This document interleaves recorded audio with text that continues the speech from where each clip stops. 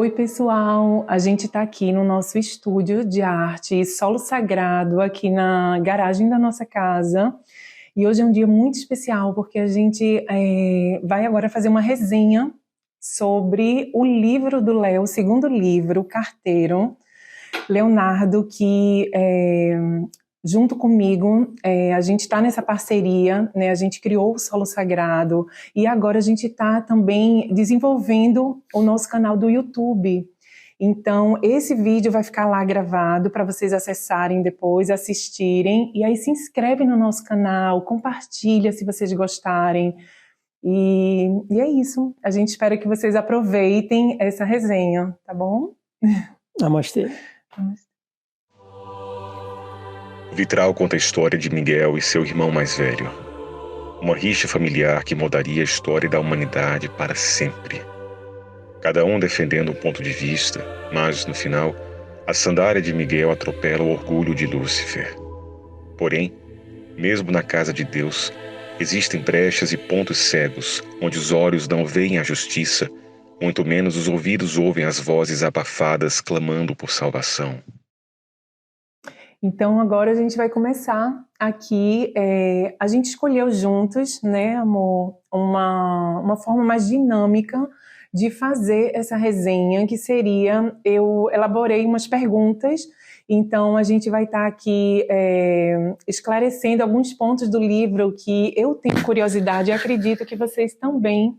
Então, acho que vocês vão ter essa identificação, tá, com esse fluxo aí dessa conversa que vai ser bem legal. Espero que vocês aproveitem. Eu espero responder todas as perguntas de modo a ficar transparente, não só para ela, mas para todos vocês. E por acaso, se tiver mais dúvidas em relação à história, se vocês tiverem mais perguntas, mandem para a gente, que a gente, à medida do possível, a gente vai respondendo também. Exatamente, perfeito. Então eu vou começar agora.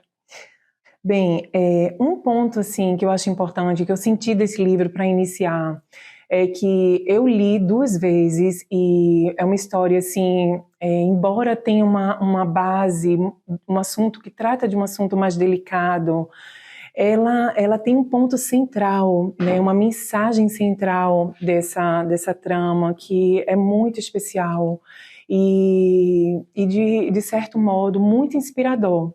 E dentro de um contexto, assim, eu como esposa do Léo, que eu acompanhei do trabalho dele, todo o processo criativo, eu posso falar diante de tantos sinais que aconteceram, que essa obra, certamente, ela teve um auxílio espiritual. Então, eu queria deixar isso aqui, colocar isso aqui para vocês também, tá? Então, começando, a primeira pergunta, né, que eu coloquei. Como surgiu esse insight para escrever o Carteiro? Como tudo começou, assim? Bom, isso aí eu vou ter que voltar lá no ano de 2014. Nós estávamos morando numa cidade no sul de Minas Gerais, no Brasil, chamada Caxambu, no meio das montanhas ali, e uma cidade pequena. E eu lembro que naquela época, né, o nosso cachorro Ananda, ele estava passando por um momento de dificuldade, ele estava já tinha desenvolvido, né, o glaucoma nos 2 olhos, então ele estava sofrendo muito nesse aspecto da dor. E eu tinha saído para buscar o colírio, que é um colírio específico para glaucoma, que era usado tanto para humanos quanto para cachorro.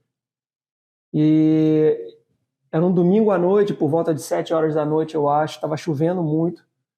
E naquele período, naquela época, 2014, 2013, tinha começado a transparecer alguns problemas relacionados à Igreja Católica, alguns escândalos que tinham se tornado públicos, né, em relação não só à parte de abuso infantil, de alguns padres e bispos, mas também com lavagem de dinheiro, tudo aquilo que depois chegou a resultar, inclusive, a saída do Papa Bento XVI, a chegada do novo Papa.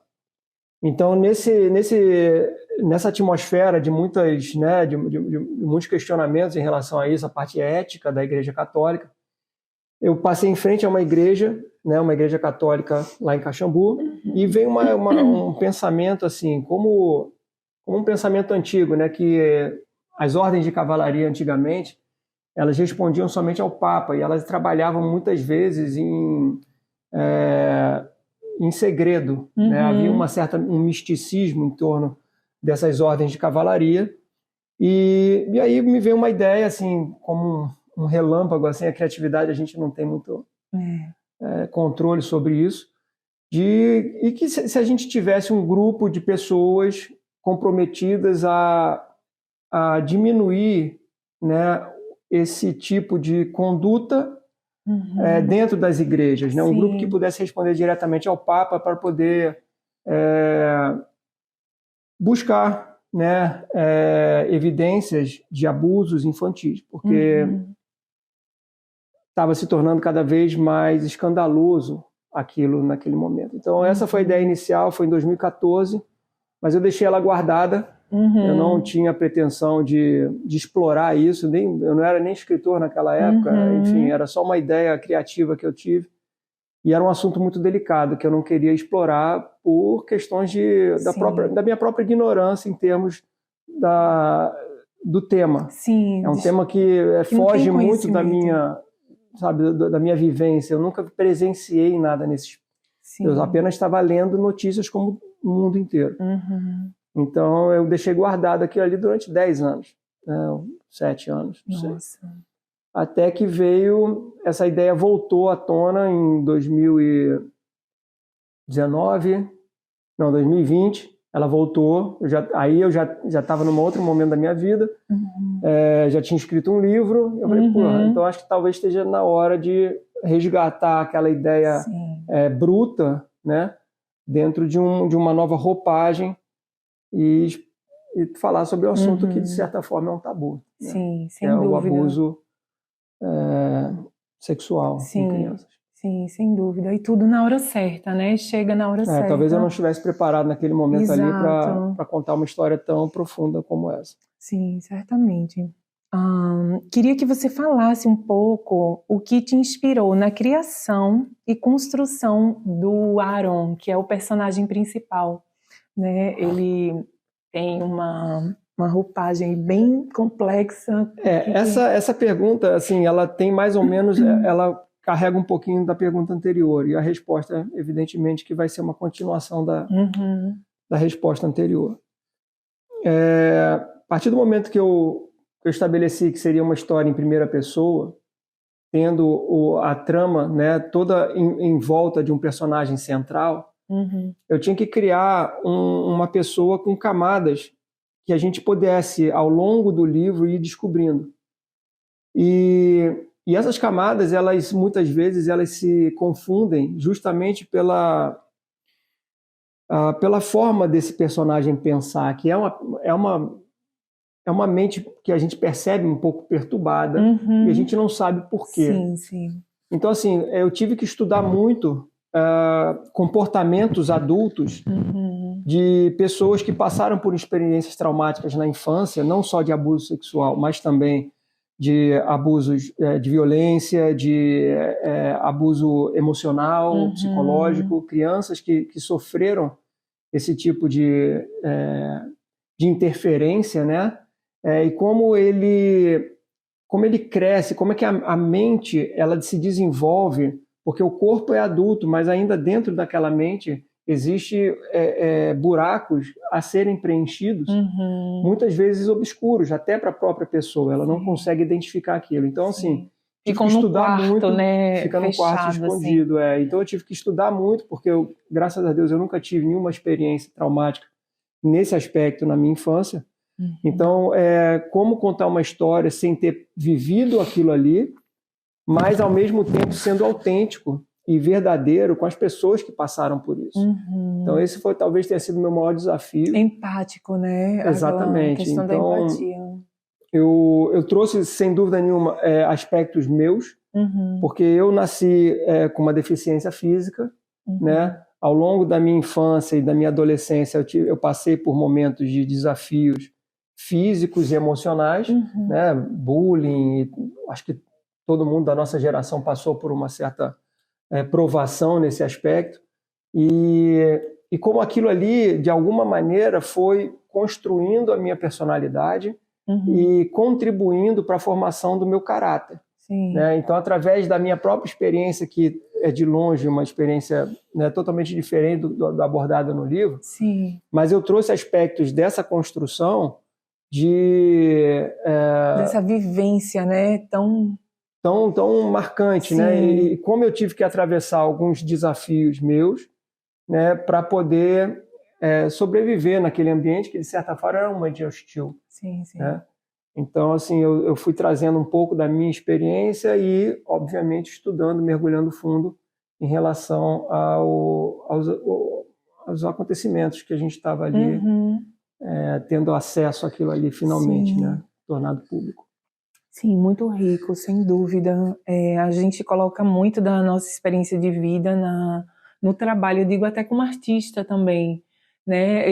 A nossa bagagem, o nosso mundo interior, ele se reflete muito ali, a nossa percepção e o que a gente pode estar trazendo ali de conteúdo, né? A criatividade, ela é uma manifestação da nossa própria essência. Então, assim, do que a gente vê, acessa, né? Na sua arte a gente percebe que tem muito de você, no meu livro a gente percebe que tem muito de mim. Então, assim, não tem como a gente dissociar, né? Não, tá tudo junto ali, é um caldeirão de emoção, né? Um emaranhado. É verdade. Complexo. Pois é.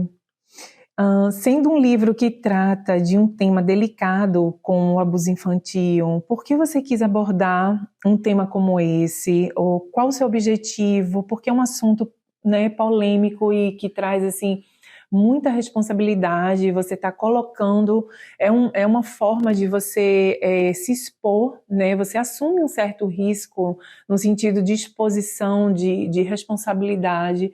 Não é um assunto para ser abordado por qualquer pessoa, e nem todo mundo que de repente tem essa possibilidade na frente vai abraçar isso, né? Tanto é que eu questionei ele muitas vezes, né, no início. Porque escrever um negócio... Exatamente, eu tenho certeza, coisa, né? Mas esse tema, isso é delicado, mas Então, assim, você falou a palavra, né, responsabilidade. Eu acho que a partir do momento que você cria uma certa consciência sobre algum determinado assunto, você cria também uma responsabilidade compatível. Então, assim, ver isso acontecendo no mundo e não fazer nada é o lance do silêncio dos bons. Né? Então, assim, o que eu posso fazer para trazer um pouco mais de luz sobre esse assunto? Então, assim, eu não tenho voz política ou voz, né, nos grandes meios de comunicação, enfim, eu sou um escritor, então eu vou usar das palavras como forma de passar uma mensagem. Não estou aqui criticando ou julgando as pessoas que cometem determinados crimes, porque a gente sabe que muitas vezes a pessoa que comete abuso infantil, ela foi também abusada. Então, assim, é um ciclo vicioso que a gente percebe muito nas pessoas que cometeram qualquer tipo de atrocidade contra a criança. Elas também sofreram violência quando crianças. Então, assim, não é o meu objetivo julgá-las. Esse não é, eu não sou juiz, eu não sou carrasco, eu sou um escritor trazendo luz para um determinado tipo de assunto que busca a consciência, que busca o diálogo, que busca uma melhoria social, mas principalmente que busca um equilíbrio para a vida humana. Porque a gente sabe que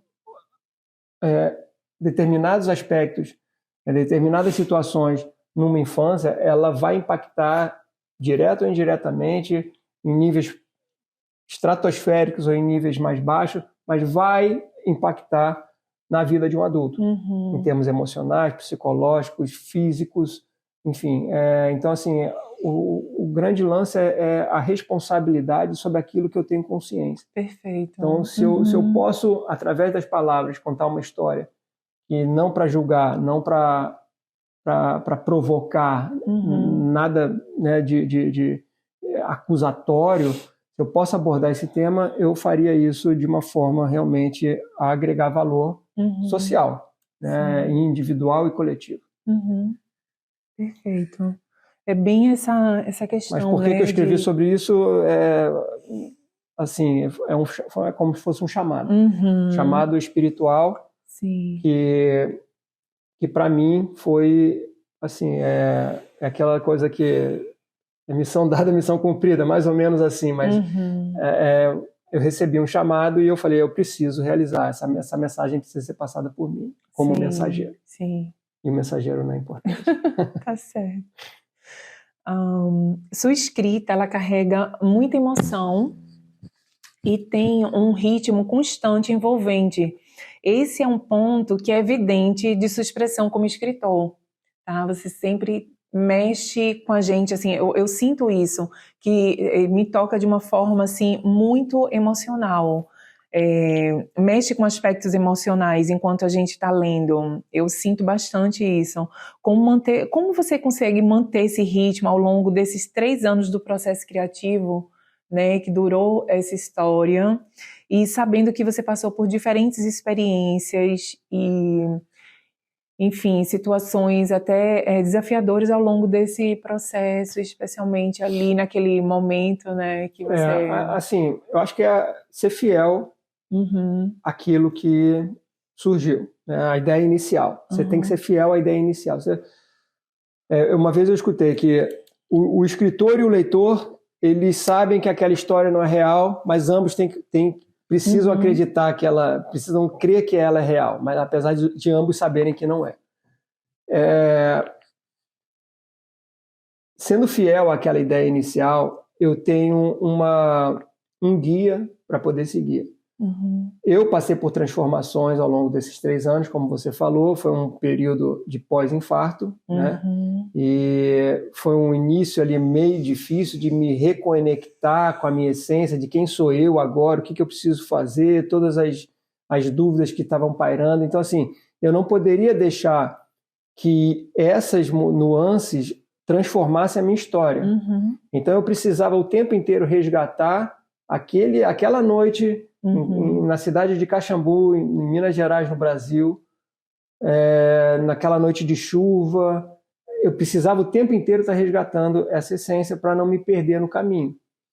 Sabendo-se que a história ela é contada através de mim, mas eu não sou o dono daquela história. Os personagens eles vão se desenvolvendo, às vezes até sem a minha... independente. Com a minha participação, mas sem a minha intenção. Sim. Ele vai tomando formas como um rio que vai correndo, assim, e é impressionante. Às vezes eu falo, puxa vida, eu nem esperava contar essa parte e fluiu. Então acho que o mais importante... Tem uma vida própria ali, né, que vai te puxando. Eu acredito que sim. Eu acho que eu sou apenas um escritor e através de mim aquela história está sendo contada, mas ela está sendo compartilhada com outras... com outras inteligências, né? Com outras mentes, com outras inspirações. Então, assim, eu acho que o mais importante é se manter fiel à ideia original. O que me levou a escrever essa história? Então, independente das mudanças pessoais, individuais, dessas oscilações da pessoa, Leonardo, o escritor não pode sofrer essas oscilações. Sim. Acho que é mais ou menos por aí. Eu tenho que colocar e tirar o óculos para... Então, seguir aqui.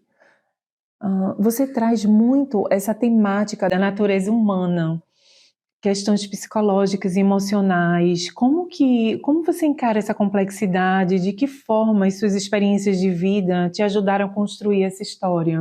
Você até falou um pouco sobre isso antes. Costumo falar que eu vivi várias encarnações em uma. Então, de certa forma, isso me contribuiu para que eu pudesse dar um pouco da minha experiência para o personagem principal. Como eu falei, eu cresci ali em Copacabana, no Rio de Janeiro, e era um ambiente assim, relativamente hostil, digamos, né? Era um meio ambiente muito... onde a gente via muita questão de injustiça social, enfim, de questões relacionadas a essa parte mais social e cultural. Então, assim, essa infância eu acabei tendo que atravessar por desafios pessoais, individuais, por causa da minha deficiência visual. Isso me causou um impacto emocional, sem dúvida nenhuma. e como eu trabalhei isso, né, na pré-adolescência, depois com a arte marcial, e construindo uma nova identidade para mim, né, através dos meus próprios desafios, das minhas próprias decepções ou fragilidades. Então, a partir daquele momento, eu fui construindo uma nova persona e aplicando ela no meu dia a dia. Então, eu percebi que eu poderia estar me transformando também, deixando de ser vítima de uma situação para me tornar um protagonista da minha própria história. E aí depois eu trabalhando, né, já na fase adulta, trabalhando em festas noturnas, em boates, enfim, trazendo esse aspecto da proteção, de ser o guardião daquele ambiente. Vivenciei muitas experiências também nesse aspecto. Então, assim, foram várias mudanças ao longo da minha vida, né, da infância até a maturidade aqui, que eu pude perceber essa complexidade, como nós somos vulneráveis ao meio que a gente vive, e como a gente faz para transformar essa nossa natureza, porque o meio acaba te engolindo se você não se souber se impor, ou seja, pelo vigor físico, pela força, ou pela sua sabedoria, pelo seu carisma, enfim, você vai descobrindo formas de se transformar e sobreviver naquele meio. Acho que essa complexidade, ela me permitiu ter uma autenticidade maior na hora de passar isso para o Aaron, porque ele passa por diversas transformações na vida dele também. Então, assim, o ser humano é um universo muito complexo. Verdade. Cada ser humano tem experiências diferentes, então, assim, é muito difícil você construir personagens com essas características tão profundas. É verdade. Né? Então, acho que, sem dúvida, a minha própria experiência foi útil na hora da construção de um personagem como esse, apesar de nunca ter vivenciado algo que ele vivenciou. Mas eu pude perceber no meu entorno questões relacionadas a isso. Perfeito. E é muito um caminho de autoconhecimento, né? Como você... Sim, eu acho que no meu caso foi, com certeza. Hoje, um amigo meu que me conheceu na minha infância, ele percebe essa mudança, né, num bate-papo, enfim. E com o Aaron aconteceu a mesma coisa, né? Ele vai fazendo uma transformação na vida dele em busca de um autoconhecimento e também de uma autorredenção. Né? Como uma cura, uma né? Cura, Lindo. E, de certa forma, a escrita é uma cura, assim como a arte, ela é um processo de autocura, porque se a gente está disposto a enfrentar os nossos próprios fantasmas do passado, na busca por mais emoção nas palavras do livro, ou então na tonalidade da sua arte, você vai se autocurando ali, né? É um processo de transformação interna que, antes de chegar no leitor, ele chega em mim. Né? Então, antes de chegar num observador da sua arte, ele chega primeiro para você. Então, o primeiro impacto somos nós, né? O artista que já percebe isso. Sim, verdade. Então, vamos à próxima. As cartas, né, elas são um ponto central do seu livro, um elemento de conexão. E é interessante ver as colocações e conotações que você dá para elas dentro de diferentes cenários. Qual o papel delas na história? O que representam essas cartas? Então, assim, as cartas, sem dúvida, elas são um elemento chave, né, de conexão entre as pessoas e entre os momentos. Então, assim,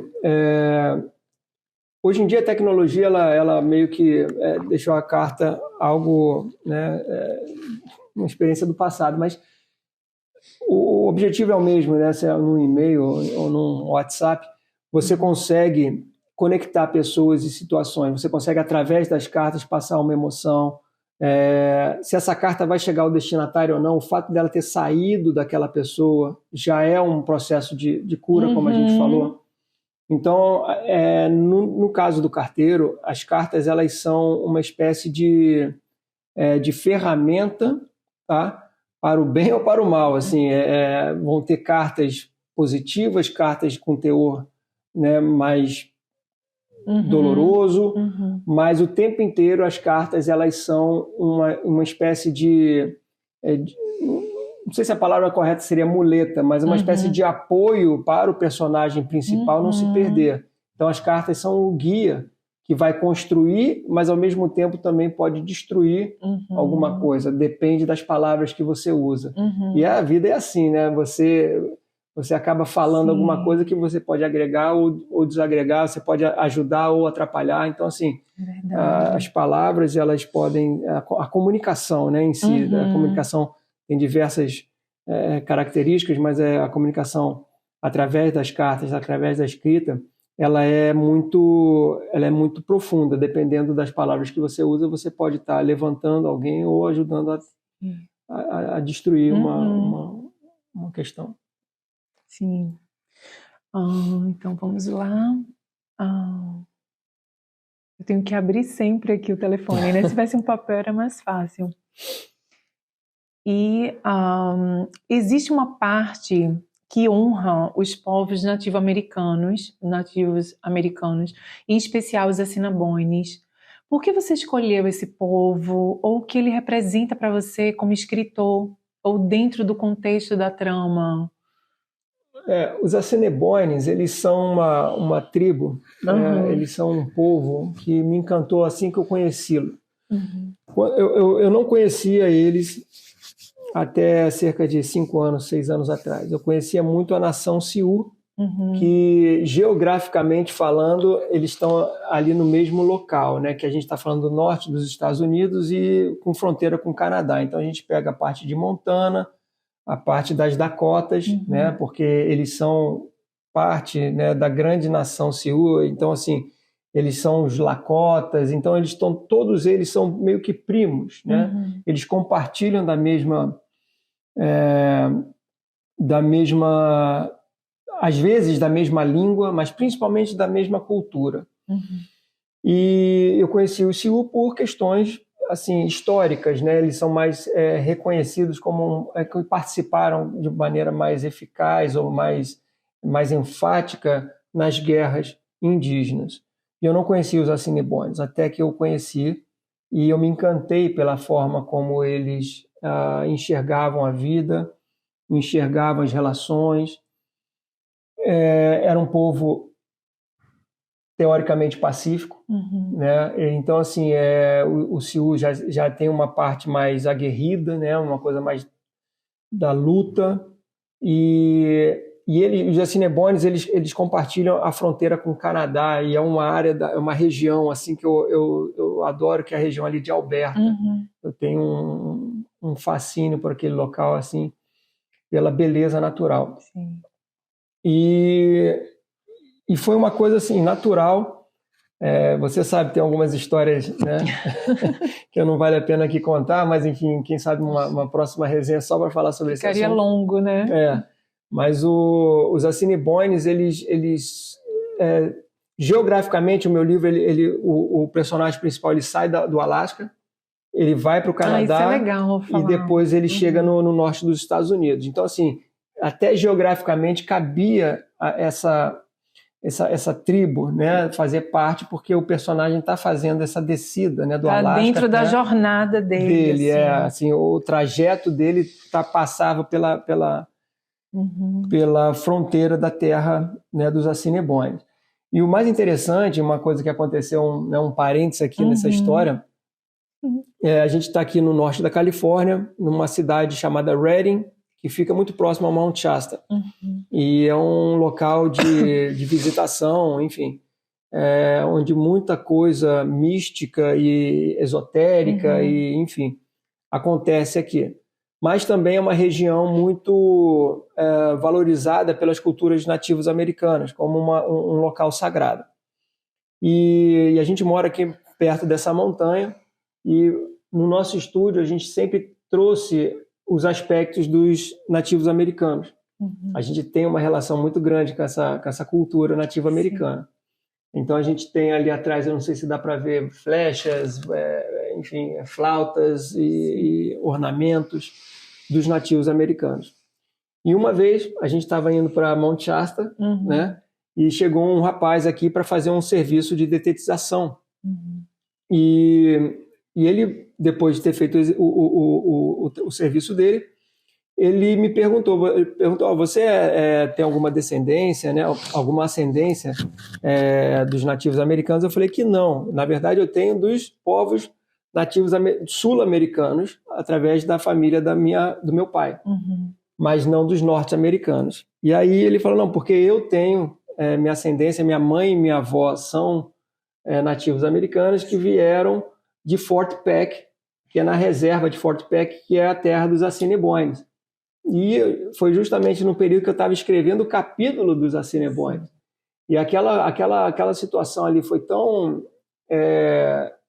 Sim, foi tão especial. Inusitada, especial, mágica, que eu fiquei encantado com aquela situação ali, de modo a me dar ainda mais força e vigor para concluir a história. E ele falou que estava, inclusive, indo para a reserva no final do ano, mas acabou que ele se mudou, ele foi morar no Oregon.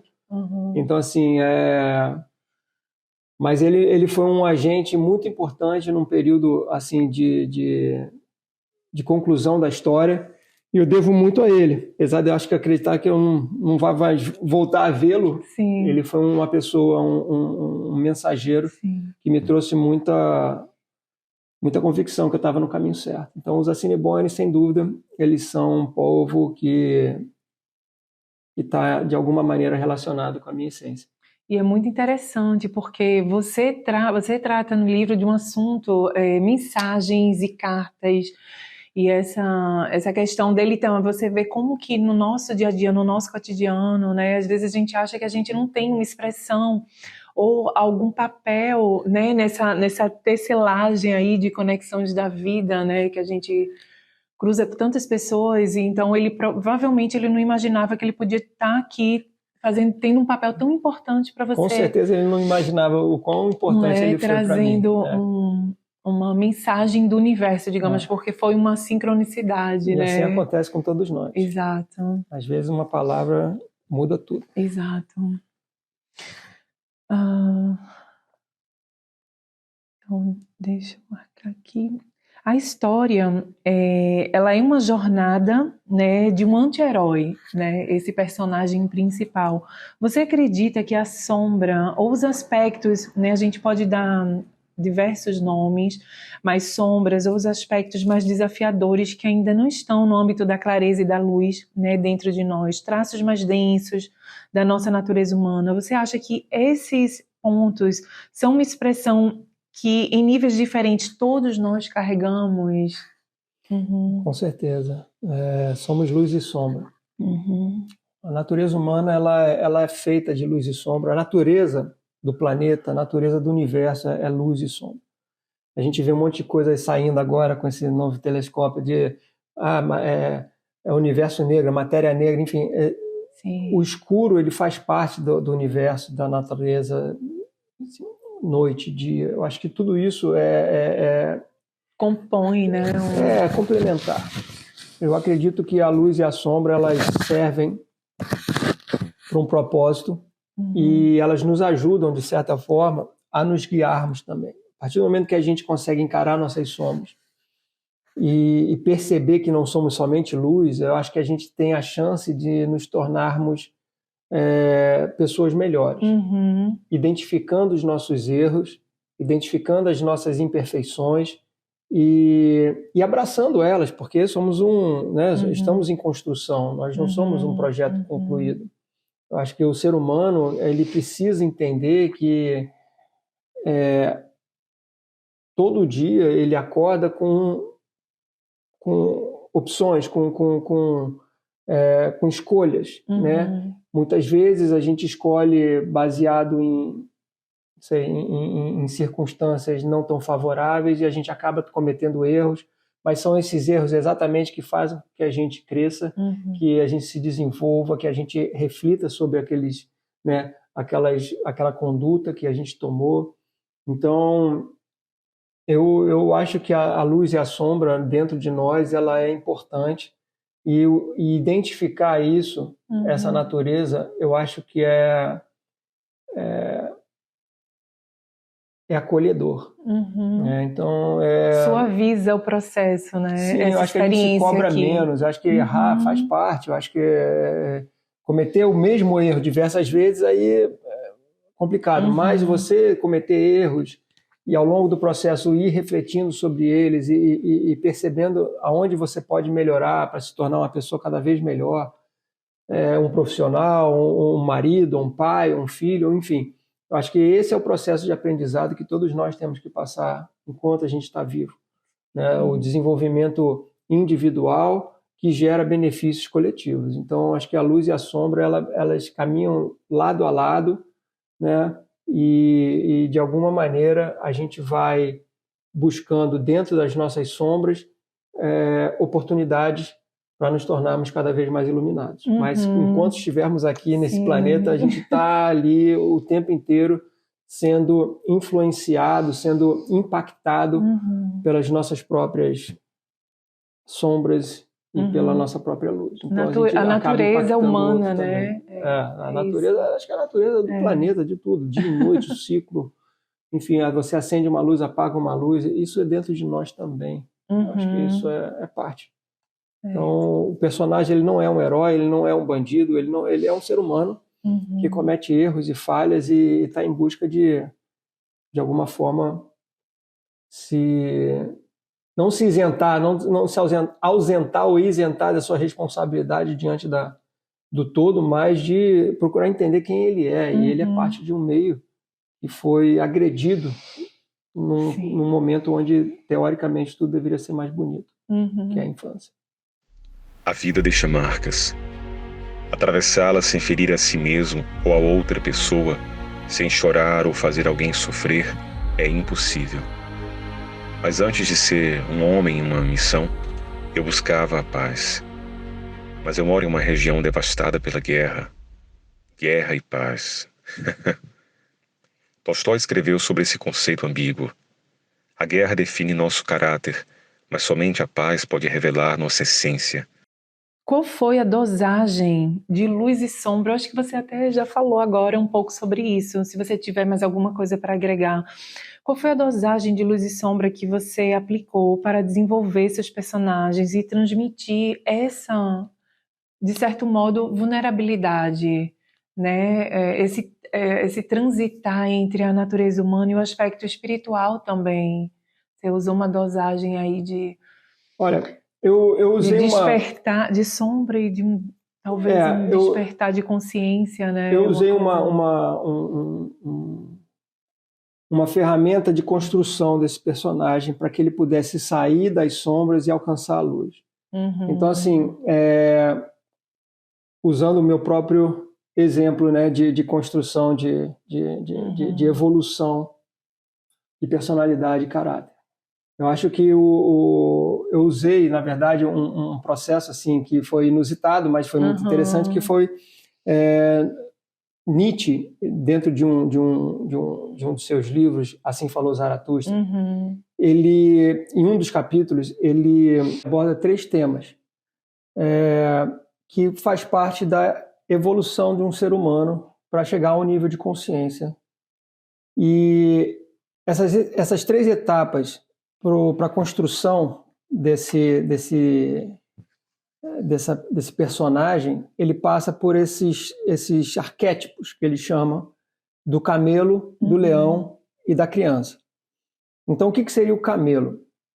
O camelo é um animal formidável. Ele atravessa o deserto sem precisar de água, né? Ele carregando a bagagem de uma caravana inteira, sem questionar, sem reclamar. E ele faz isso com muita resiliência, com muita resistência ao longo do deserto inteiro. Só que aquele peso não necessariamente é dele. E quantos de nós já vivenciamos situações parecidas nas quais nós nos encontramos em circunstâncias que a gente carrega o peso de outras pessoas em nossas costas, né? Então, assim, o camelo, quando ele para e percebe que todo aquele peso que ele está carregando nas costas dele não é dele, ele para e se pergunta, por que eu estou fazendo isso? Então, esse momento é um momento de transformação da primeira etapa para a segunda, na qual ele percebe que ele pode falar não para aquilo. E a partir desse momento que ele fala não, né, que ele ele percebe que aquilo ali não é um trabalho necessariamente dele, mas dos outros, ele se torna senhor da sua própria vida, do seu próprio destino, e ele se transforma no leão. E o que seria o leão de Nietzsche nesse aspecto? Seria o senhor da sua própria vida, das suas próprias decisões. Então ele pode tomar decisões baseado nas suas próprias escolhas, né? Não é um mestre que está mandando ele fazer aquilo. Então ele percebe que ele tem o poder de dizer sim ou não para qualquer coisa. Ele tem o poder de escolher sobre seu próprio destino. O grande problema do leão está em se transformar num eterno negativista, no qual ele acha que tudo ele vai ter que falar não, porque ele acha e ele deixa de evoluir. Ele acha que tudo alguém está querendo ganhar em cima dele. E ele acaba se tornando um ser defensivo, né? Em busca de uma certa defesa para não se deixar levar pelas circunstâncias. Então, o grande perigo do leão está nesse momento onde ele precisa lutar contra essa natureza e começar a dizer sim novamente, mas para um aspecto mais positivo da vida. E quando esses leões conseguem alcançar esse entendimento, esse discernimento, ele se torna uma criança. E o que seria criança no aspecto de Nietzsche? Não é a infantilização do adulto ou a imaturidade do adulto. A criança, ela significa o olhar inocente, o olhar gentil para a vida. Então, geralmente, a gente alcança isso com a maturidade, com a sabedoria. E a busca pela criança é exatamente essa, é a busca por uma visão mais branda sobre as pessoas, sobre a vida em si. Então, esses são os três... Uma ótica mais pura, assim, né? Como... Em relação à vida e às pessoas, né? Que cada um tem os seus próprios limites e ele tem que também ter essa empatia de enxergar os limites dos outros, né? Então, esse seria a grande espinha dorsal que esse livro foi criado, onde há um momento de camelo, há um momento de leão, e haverá ou não, a gente vai descobrir com o livro, um momento onde ele consegue encontrar a sua visão gentil sobre o mundo e sobre ele próprio, porque, como a gente já falou, é um processo de autocura na qual nós precisamos sermos gentis também com as nossas próprias falhas, as nossas próprias limitações. Então, que é uma coisa muito difícil de acontecer. Claro. Muitos trechos do seu livro, eles têm mensagens implícitas, assim como existem as horas que aparecem a todo momento, e há significados ou sinais envolvendo esses detalhes. E fala um pouquinho sobre esse simbolismo, né? E até essas sincronicidades que eu... Como esposa, eu sei que na nossa vida, a gente de vez em quando olha o telefone e a gente vê, né? Olha, 1h11, né? 3h33, a gente tem já esse aspecto da visão, dos sinais, de uma maneira muito presente no nosso dia a dia.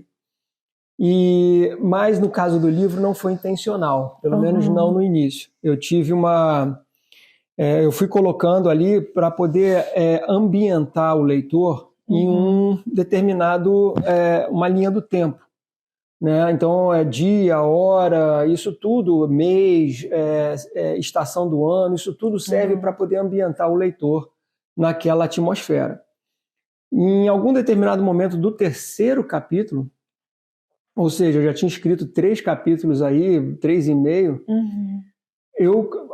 uma voz meio que soprou para mim, assim, eu estava, né, na madrugada e ela falou, e se esses horários fossem números não aleatórios, mas que pudesse transmitir algum tipo de mensagem subliminar ou oculta no seu livro. E imediatamente me veio a Bíblia, né? E essa parte é um spoiler. Então, assim, se você não lê o livro, termina de ler e depois volta para essa parte. Porque ali eu descobri que, de certa forma, ou de todas as formas, na verdade, aquela passagem do livro, com aquele determinado horário transmitiam uma mensagem oculta na Bíblia, nos versículos da Bíblia, tanto na Bíblia hebraica quanto na Bíblia cristã. E para mim aquilo ali foi um grande momento de virada na história, porque ganhou ainda mais significado, ganhou ainda mais simbolismo. Né? Como eu falei, a minha vida inteira eu não consigo viver minha vida longe da espiritualidade. Eu acho que a espiritualidade ela está em cada passo que eu dou, e ter tido aquele insight ali, sem dúvida, me fortaleceu ainda mais nesse propósito de escrever um livro com uma mensagem, não só uma mensagem direta e clara sobre né, a responsabilidade de cuidar de nossas crianças de acordo com as nossas consciências, mas também de algo que pudesse transmitir um valor de sabedoria da Bíblia para o leitor. Então, é muito significativo, de fato, assim, quando eu li e experimentei todas essas partes, foi a partir realmente... do terceiro capítulo, foi realmente mágico. Eu assim, comecei a ter já essa consciência que eu estava colocando horários, mas eu fui deixando a minha intuição guiar as horas. Eu não ia, eu colocava a hora que eu queria e depois eu ia lá e havia de fato uma mensagem para ser passada através daquele horário. Então, assim, eu não pesquisei antes de colocar, eu fui deixando a minha intuição ditar fluir essas horas para poder ter um significado ainda maior, mais profundo dentro da minha própria linha, né, de pensamento e criatividade. Muito bom.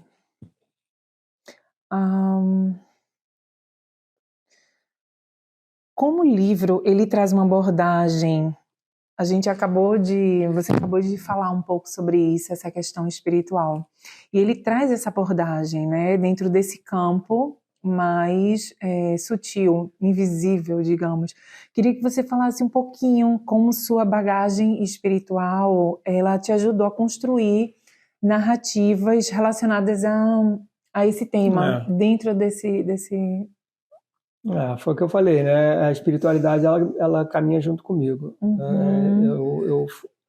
Eu estudei em um colégio católico, apostólico romano, colégio de freira, no Rio de Janeiro, e a religião ela sempre foi muito importante na minha vida. Eu sempre me identifiquei muito com a religião, mas eu tinha muitos questionamentos que a religião propriamente não me permitia explorar tantas visões periféricas de um determinado assunto. Então, somado a isso, a história, eu sempre fui um fascinado pela história, né? Civilizações antigas e modernas, estudei muito sobre mitologia.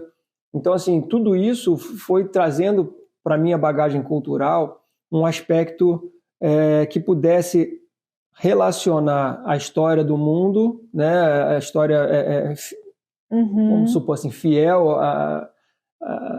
aos livros, e também uma história baseada na espiritualidade, no desenvolvimento espiritual dos povos antigos, principalmente dos povos antigos, e como eles se manifestavam, né? Como Deus se manifestava para determinadas culturas. E então, desde muito cedo, eu comecei a pesquisar muito, estudar muito. Eu sou um apaixonado pela história dos anjos. Desde muito novo, eu lembro que 18 anos eu já era fascinado por essa alegoria dos anjos e tudo mais. Então, assim, isso tudo, antes disso eu já estudava muito a parte da espiritualidade como um todo. Então, depois eu fui me aprofundando mais no esoterismo, no misticismo, no ocultismo, enfim, em outras religiões também que abordassem temas mais abrangentes em relação à vida, aos mestres, aos seres alados, enfim. Então, isso tudo, sem dúvida nenhuma, foi de extrema importância na construção do meu livro, não só no carteiro, mas na visão de um pássaro, que eu trago também um pouco da criação de uma mitologia.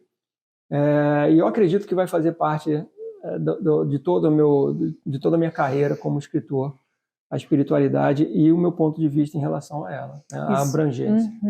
Isso é muito rico, porque assim, você também, eu acesso muito esse seu conhecimento, você traz muito desse conhecimento que você adquiriu, né, para a minha vida também. Então, assim, até no meu processo artístico, né, quantas vezes a gente tem troca e você me agrega demais com essa bagagem, me ajuda a expandir, até entender, às vezes... A gente é uma dupla dinâmica, porque você o tempo inteiro aqui também está contribuindo com a sua bagagem espiritual dentro do livro, me levando para mares cada vez mais profundas. Então, assim, eu acho que é um time aqui... É uma contribuição grande. Obrigada. Então vamos seguir, né? Para não ficar tão longo assim, a gente não deixar tão longo. Suas histórias, elas passam sempre uma mensagem existencial e de conexão com a vida. Então, qual o seu maior propósito como escritor? Ser um mensageiro. Falei dos anjos agora, interessante, né? Porque a palavra anjo, né, vem do grego, né, como mensageiro. Então, assim, o que é um mensageiro? Né, que é um carteiro, né? Ele traz mensagens. Sim. E, igual os filmes Estigmata, o mensageiro não é importante. A gente tem que sempre lembrar que a mensagem ela é muito mais importante do que o mensageiro. Muitas vezes a gente recebe uma mensagem de uma pessoa inusitada, uma pessoa que a gente não... às vezes não dá tanto crédito, mas é uma mensagem tão profunda que te toca tanto. E às vezes a gente acaba confundindo isso, né, por causa... Enfim, hoje em dia a tecnologia ela te permite tanto a construção de um personagem, né, e você acaba se relacionando muito com a pessoa e não com a mensagem que ela está passando. Então, assim, eu acho que o escritor...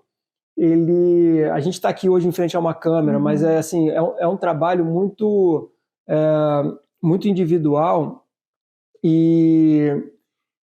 e não tem muita exposição. Hoje a gente está aqui na frente da câmera, eu estou aqui expondo a minha imagem, mas o mais importante de um escritor é isso aqui, ele não tem a imagem dele diante daquela história, ele se ausenta por algum período para poder passar a mensagem. Então, assim, enquanto você está lendo as minhas palavras, você não está me vendo.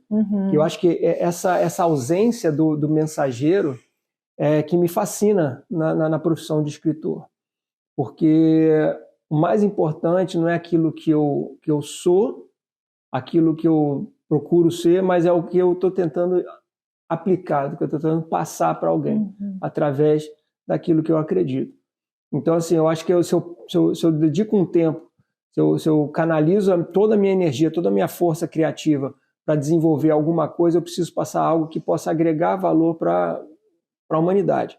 Então, assim, o meu objetivo como escritor, sem dúvida nenhuma, é passar uma experiência positiva, mesmo tratando sobre assuntos que possam, porventura, serem desconfortáveis. Ou dentro de um campo mais denso. Porque a gente só consegue se mover como raça humana se a gente se colocar em uma situação desconfortável. E é isso que faz com que a gente possa evoluir. Então, eu acho que tanto individualmente, mas como também como raça, como planeta. Né? Então, eu acho que o meu maior objetivo como escritor é poder transmitir uma mensagem que possa causar desconforto em algum determinado aspecto, mas sempre trazendo um ponto positivo, para que a gente possa continuar acreditando que isso tudo faz parte de um processo de desenvolvimento e evolução planetária, individual, mas também planetária. Interessante, porque agora me vem uma palavra que é transmutação. Então, assim, nesse momento, com tudo que você colocou, me parece essa fluidez através do desconforto, da dor, para chegar numa cura ou em alguma clareza, algum discernimento, né, de perspectiva ou no campo espiritual. A gente precisa estar transmutando, né? E isso é uma coisa forte para a gente, para você especialmente. Eu não vou falar por mim, né, como artista, mas você como escritor, que é o caso agora, essa questão da transmutação, porque de fato você sendo um mensageiro através das suas próprias histórias, seus livros especialmente o carteiro, né, que é um tema bastante focado na mensagem.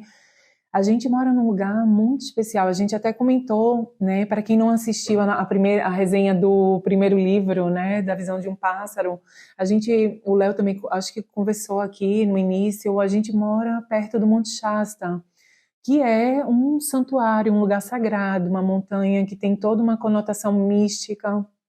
É um lugar que é honrado há séculos, né, pelos povos dessa região, e a gente escolheu morar nesse lugar, né, e de modo que essa montanha ela tem muita força no nosso trabalho, seja na minha arte, seja em toda a nossa expressão criativa e artística, e o Léo sabe disso. Então, assim, certamente que todo esse propósito do livro, ele traz essa canalização de uma mensagem que transmute, que passe alguma coisa, né? Mas eu falei lá no início, eu passei por diversas transformações na minha vida, mas a mais recente, talvez mais impactante, foi o próprio infarto.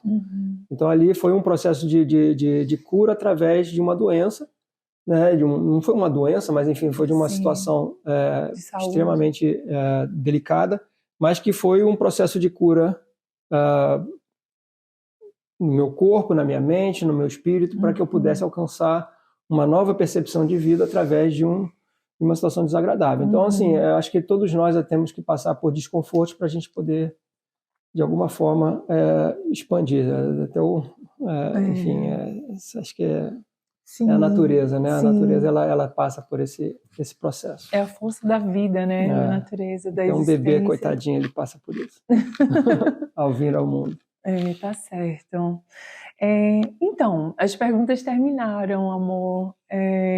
Eu queria, assim, como leitora, não como esposa, eu queria falar tem uma parte que é uma análise ou uma observação da minha experiência como leitora do seu livro, que, embora tenha sido um tema muito delicado de base, foi um livro assim que foi muito forte para mim, muito profundo. E tem várias partes dele que são realmente inspiradoras. E aí eu escrevi essa... Posso compartilhar aqui? Fica à vontade. Então, esse livro, ele apresenta de início um tema delicado, mas o desfecho, a mensagem central e o que virá pela frente é uma jornada em que todos nós, em algum nível, podemos nos identificar ou desfrutar dos aspectos de natureza emocional e existencial, da riqueza filosófica e trechos com abordagens históricas e mitológicas, nos conduzindo a profundas reflexões, sem nos desconectar da força, vigor e dose de intensidade colocada pelo autor. O ritmo é fascinante, o livro só evolui e prende a atenção com tantos simbolismos e consistente e envolvente narrativa. Os últimos capítulos são de tirar o fôlego, com um final e desfecho surpreendente. Eu tive arrepios constantes. Então, eu acho que esse aqui é o mais próximo que eu posso expressar do que eu senti com essa leitura e toda essa emoção do desenrolar final, né? E para mim realmente foi muito emocionante. E é isso, eu quero te agradecer. Obrigado. É bom escutar uma análise como essa, não da minha esposa, mas de uma leitora. Eu sei que ela é muito envolvida também nesse processo, então ela entende, né, todos esses aspectos, né, da criatividade canalizada para a literatura, mas eu sei que ela também não faria isso se não estivesse sentindo de fato. Então eu te agradeço por essa análise tão profunda que eu espero que outras pessoas possam compartilhar desse seu pensamento. Como a gente disse, você leu 2 vezes o livro. Sim. Eu já recebi alguns feedbacks também de alguns amigos, de algumas pessoas que leram.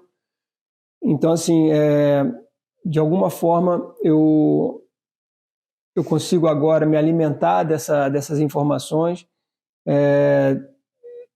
Para mim é muito importante, é muito gratificante, porque foi um processo muito difícil. Eu não tive apoio, né, profissional para poder desenvolver esse livro. Sim.